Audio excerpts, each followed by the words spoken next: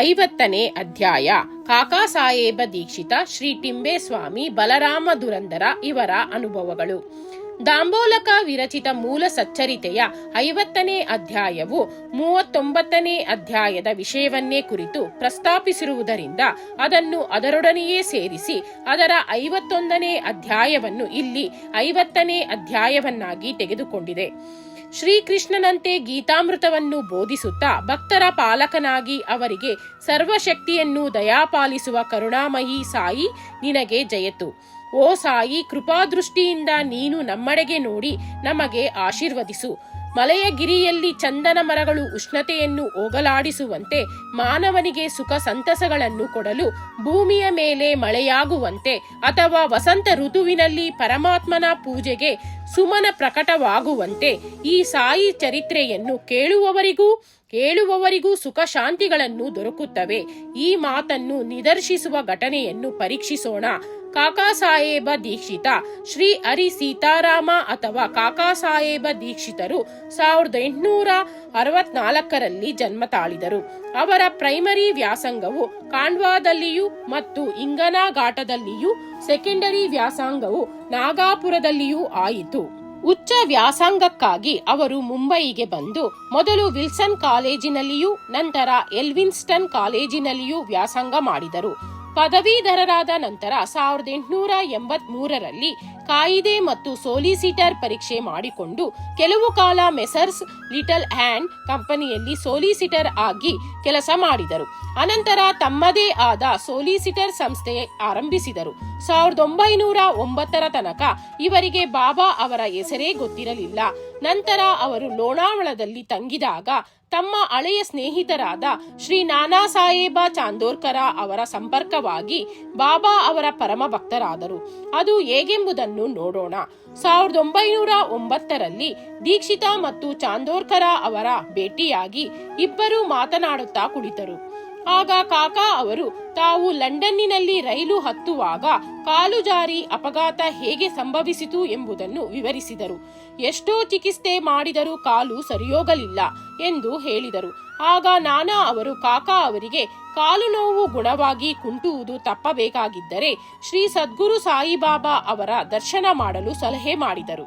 ಅವರು ಬಾಬಾ ಅವರ ಬಗ್ಗೆ ಸಮಸ್ತ ವಿಷಯಗಳನ್ನು ತಿಳಿಸಿದರು.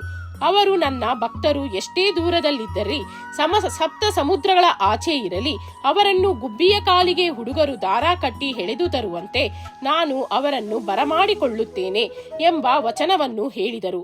ಆಗ ಕಾಕಾ ಅವರು ಇದನ್ನು ಕೇಳಿ ಸಂತಸದಿಂದ ಬಾಬಾ ಅವರಲ್ಲಿಗೆ ಹೋಗಿ ಅವರ ದರ್ಶನ ಪಡೆದು, ಈ ಕಾಲಿನ ಕುಂಟುತನ ಗುಣವಾಗದಿದ್ದರೂ ಅಡ್ಡಿಯಿಲ್ಲ, ಆದರೆ ನನ್ನ ಚಪಲ ಬುದ್ಧಿಯನ್ನು ಸ್ಥಿಮಿತಗೊಳಿಸಿ ನನಗೆ ನಿತ್ಯಾನಂದವನ್ನು ದೊರಕಿಸಿಕೊಡುವಂತೆ ಪ್ರಾರ್ಥಿಸುತ್ತೇನೆ ಎಂದರು.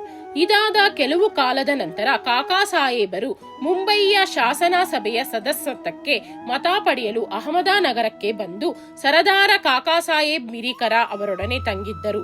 ಆ ಸಮಯಕ್ಕೆ ಸರಿಯಾಗಿ ಕೋಪರ್ಗಾವ್ದಲ್ಲಿ ಮಾಮಲೆದಾರರಾಗಿದ್ದ ಕಾಕಾ ಸಾಹೇಬರ ಪುತ್ರ ಶ್ರೀ ಬಾಳಾಸಾಹೇಬ ಮಿರಿಕರ ಅವರು ಅಲ್ಲಿಗೆ ಬಂದರು. ಚುನಾವಣೆ ಕೆಲಸದ ನಂತರ ಕಾಕಾ ಅವರು ಶಿರಡಿಗೆ ಹೋಗಬೇಕೆಂದು ಯೋಚಿಸಿದರು. ದೀಕ್ಷಿತರ ಜೊತೆಗೆ ಯಾರನ್ನು ಕಳಿಸಬೇಕೆಂಬುದು ಮಿರಿಕರ ಅವರು ಯೋಚಿಸುತ್ತಿದ್ದರು. ಆಗ ಶಿರಡಿಯಲ್ಲಿ ಆಗಲೇ ಬಾಬಾ ಇವರ ಆಗಮನವನ್ನು ಕಾಯುತ್ತಿದ್ದರು.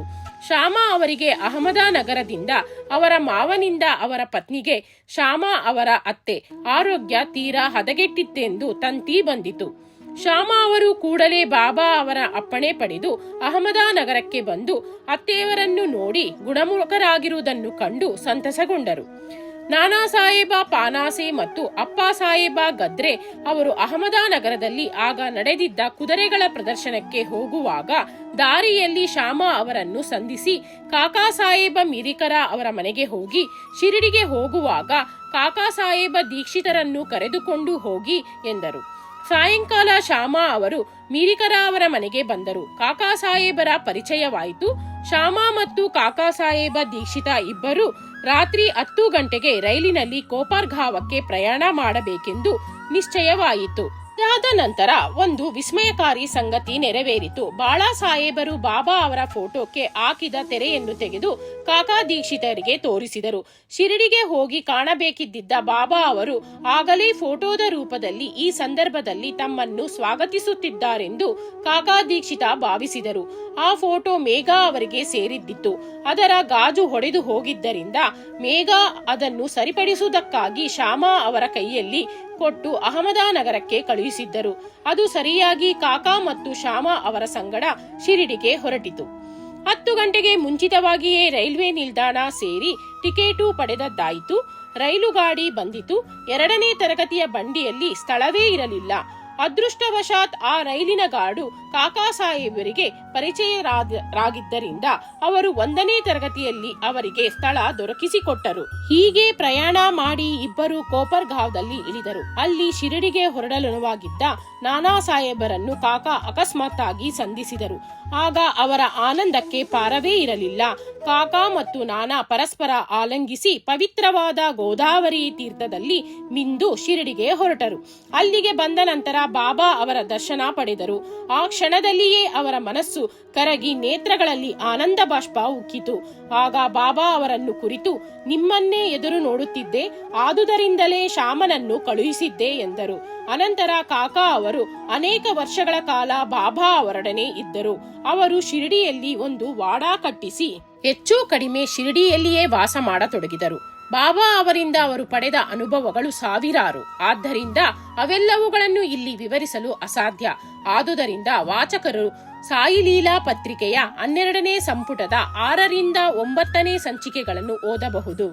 ಕೊನೆಯಲ್ಲಿ ನಿನ್ನನ್ನು ವಿಮಾನದಲ್ಲಿ, ಅಂದರೆ ನಿರಾಯಾಸವಾಸದ ಮರಣ, ಕರೆದುಕೊಂಡು ಹೋಗುತ್ತೇನೆ ಎಂದು ಬಾಬಾ ಕಾಕಾ ಸಾಹೇಬ್ ದೀಕ್ಷಿತರಿಗೆ ಹೇಳಿದ್ದರು. ಇದು ನಿಜವಾಯಿತು.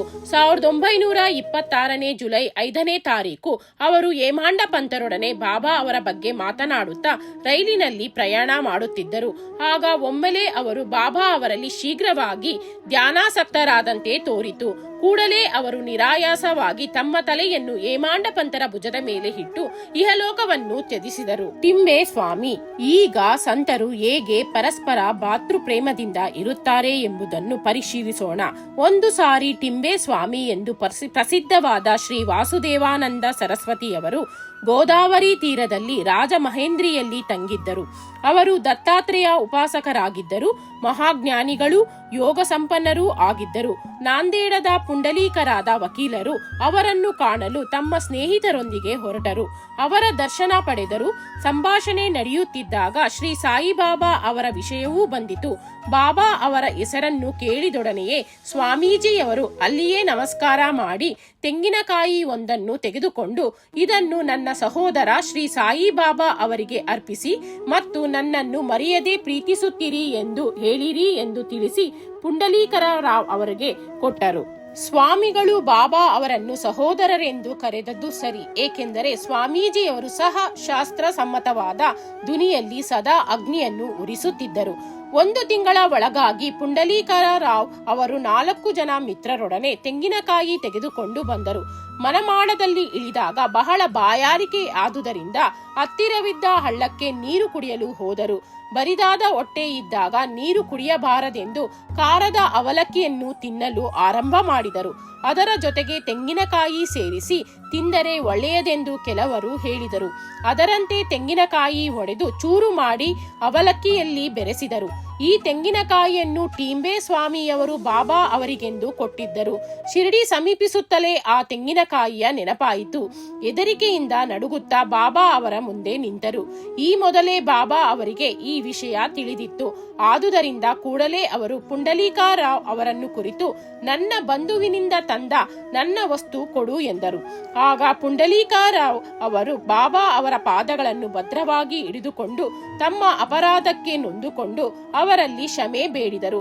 ಅದಕ್ಕೆ ಬದಲಾಗಿ ಬೇರೊಂದು ತೆಂಗಿನಕಾಯಿ ತರುವೆನು ಎಂದರು. ಆದರೆ ಬಾಬಾ ಅವರು ನಿರಾಕರಿಸಿ, ಆ ತೆಂಗಿನಕಾಯಿಯ ಬೆಲೆ ಸಾಮಾನ್ಯವಾದ ತೆಂಗಿನಕಾಯಿಯ ಬೆಲೆಗಿಂತ ಮಿಗಿಲಾದದು. ಆ ಫಲದ ಯೋಗ್ಯತೆ ಬೇರೆ ಯಾವುದಕ್ಕೂ ಬರಲಾರದು ಎಂದು ಹೇಳಿ ನೀನು ಚಿಂತಿಸಬೇಡ. ಶ್ರೀಫಲ ಮುಟ್ಟಿಸುವ ಕಾರ್ಯ ನನ್ನ ಅಭಿಲಾಷೆಯಂತೆ ನಿನಗೆ ವಹಿಸಲ್ಪಟ್ಟಿತು. ಕೊನೆಗೆ ನೀವು ದಾರಿಯಲ್ಲಿ ಅದನ್ನು ತಿಂದು ಬಿಟ್ಟಿರಿ. ನಿನಗೇಕೆ ಅದರ ಹೊಣೆಗಾರಿಕೆ? ಸತ್ಕರ್ಮವಾಗಲಿ ದುಷ್ಕರ್ಮವಾಗಲಿ ಅದರ ಹೊಣೆ ನಿನಗೆ ಬೇಡ. ಅಹಂಭಾವವನ್ನು ತ್ಯಜಿಸು, ಆಗ ನಿನ್ನ ಪಾರಮಾರ್ಥಿಕ ಪ್ರಗತಿ ತ್ವರಿತಗೊಳ್ಳುತ್ತದೆ ಎಂದರು. ಬಾಳಾರಾಮ ದುರಂದರ. ಪಾಟರೆ ಪ್ರಭು ಕುಲಕ್ಕೆ ಸೇರಿದ ಶ್ರೀಯುತ ಬಾಳಾರಾಮ ದುರಂದರ ಅವರು ಕೆಲವು ಕಾಲ ಮುಂಬೈ ಪ್ರಾಂತದ ಹೈಕೋರ್ಟ್ ಅಡ್ವೊಕೇಟ್ ಆಗಿ ನಂತರ ಸರಕಾರದ ಲಾ ಕಾಲೇಜಿನ ಪ್ರಿನ್ಸಿಪಲರಾಗಿದ್ದರು. ಅವರದು ಬಹಳ ಧಾರ್ಮಿಕ ಮತ್ತು ಭಗವದ್ಭಕ್ತರ ಕುಟುಂಬ. ಅವರು ಸಾಮಾಜಿಕ ವಿಷಯಗಳ ಬಗ್ಗೆ ಅನೇಕ ಗ್ರಂಥಗಳನ್ನು ಬರೆದಿದ್ದರು. ಅನಂತರ ಅವರು ತಮ್ಮ ಗಮನವನ್ನು ಧಾರ್ಮಿಕ ಮತ್ತು ಪಾರಮಾರ್ಥಿಕ ವಿಷಯಗಳ ಕಡೆಗೆ ಹರಿಸಿದರು. ಭಗವದ್ಗೀತೆಯನ್ನು, ಜ್ಞಾನೇಶ್ವರಿಯನ್ನು, ವೇದಾಂತ ಮತ್ತು ಇನ್ನುಳಿದ ಆಧ್ಯಾತ್ಮಿಕ ಕೃತಿಗಳನ್ನು ಓದಿದರು. ಅವರು ಪಂಡರಾಪುರದ ವಿಠಲನ ಪರಮ ಭಕ್ತರಾಗಿದ್ದರು. ಸುಮಾರು 1912ರಲ್ಲಿ ಅವರಿಗೆ ಬಾಬಾ ಅವರ ಸಂಪರ್ಕವಾಯಿತು. ಇದಕ್ಕೆ 6 ತಿಂಗಳ ಹಿಂದೆ ಅವರ ಸಹೋದರ ಬಾಬುಲುಜಿ ಅವರು ವಾಮನರಾವ ಅವರ ಜೊತೆಗೆ ಶಿರಡಿಗೆ ಹೋಗಿ ಬಾಬಾ ಅವರ ದರ್ಶನ ಪಡೆದಿದ್ದರು. ಅವರು ತಮ್ಮ ಅನುಭವಗಳನ್ನು ಬಾಳಾರಾಮ ಅವರಿಗೂ ಮತ್ತಿತರಿಗೂ ಹೇಳಿದರು. ಆಗ ಎಲ್ಲರೂ ಬಾಬಾ ಅವರ ದರ್ಶನ ಪಡೆಯಬೇಕೆಂದು ನಿರ್ಧಾರ ಮಾಡಿದರು. ಅವರು ಶಿರಡಿಗೆ ಬರುವುದಕ್ಕೆ ಮುಂಚೆಯೇ ಬಾಬಾ ಅವರು ಈ ದಿನ ನನ್ನ ದರ್ಬಾರದ ಅನೇಕ ಜನರು ಬರುತ್ತಾರೆ ಎಂದು ಹೇಳಿದರು. ದುರಂದರ ಸಹೋದರರು ಇದನ್ನು ಇತರರಿಂದ ಕೇಳಿ ನಮ್ಮ ಆಗಮನವನ್ನು ಅವರಿಗೆ ತಿಳಿಸಿರಲಿಲ್ಲ. ಆದರೂ ಇದು ಅವರಿಗೆ ಹೇಗೆ ಗೊತ್ತಾಯಿತು ಎಂದು ಆಶ್ಚರ್ಯಚಕಿತರಾದರು.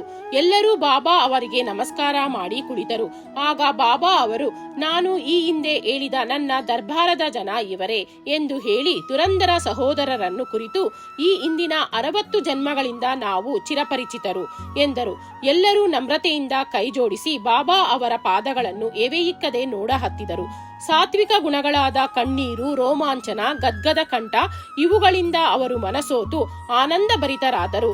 ನಂತರ ಅವರು ತಮ್ಮ ನಿವಾಸಕ್ಕೆ ಹೋಗಿ ಊಟ ಮಾಡಿ ಸ್ವಲ್ಪ ಹೊತ್ತು ವಿಶ್ರಮಿಸಿ ಪುನಃ ಮಸೀದಿಗೆ ಬಂದರು.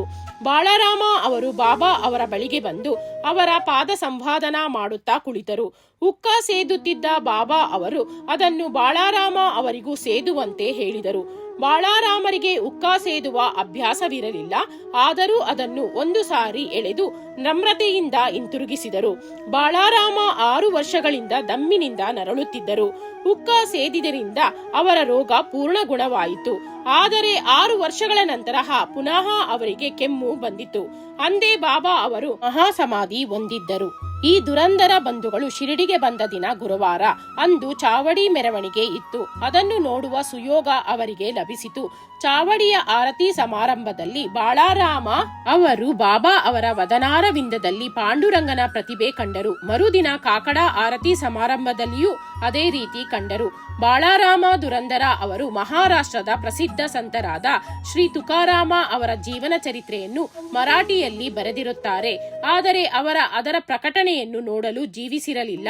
ಅನಂತರ 1928ರಲ್ಲಿ ಅವರ ಸಹೋದರರು ಅದನ್ನು ಪ್ರಕಟಿಸಿದರು. ಅದರಲ್ಲಿ ಬಲರಾಮ ದುರಂದರ ತಮ್ಮ ಅನುಭವವನ್ನು ಉಲ್ಲೇಖಿಸಿದ್ದಾರೆ. ಶ್ರೀ ಸಾಯಿ ಪ್ರಣಾಮ. ಅಧ್ಯಾಯ 50 ಮುಕ್ತಾಯ.